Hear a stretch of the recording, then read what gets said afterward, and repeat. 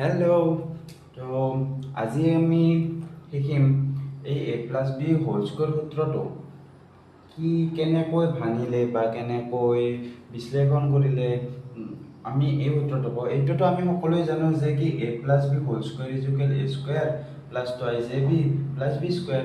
তো এইটো হ'ল কেনেকৈ সেইটো চাম। তো আমাক দিয়া আছে a plus B whole square. তো এটা কথা আমি জানো 2 স্কুৱেৰ মানে আমি কি লিখিব পাৰোঁ 2 স্কুৱেৰ মানে আমি লিখিব পাৰোঁ 2 into 2। ঠিক তেনেদৰে 3 স্কুৱেৰ মানে আমি লিখিব পাৰোঁ 3 into 3। সেই একেদৰে আমি লিখিম ইয়াক a প্লাছ বি হোল স্কুৱেৰক a plus B whole into a plus b কাৰণ স্কুৱেৰ আছে। তো এই হিচাপত আমি লিখিলোঁ।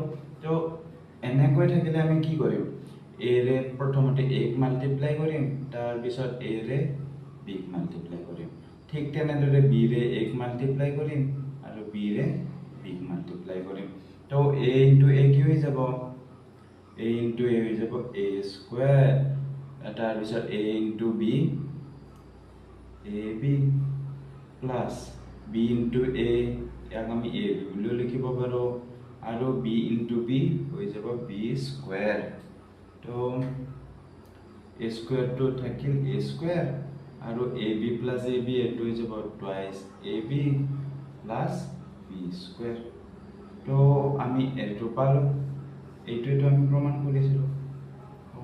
আজিলৈকে এইখিনিয়ে, বাই বাই।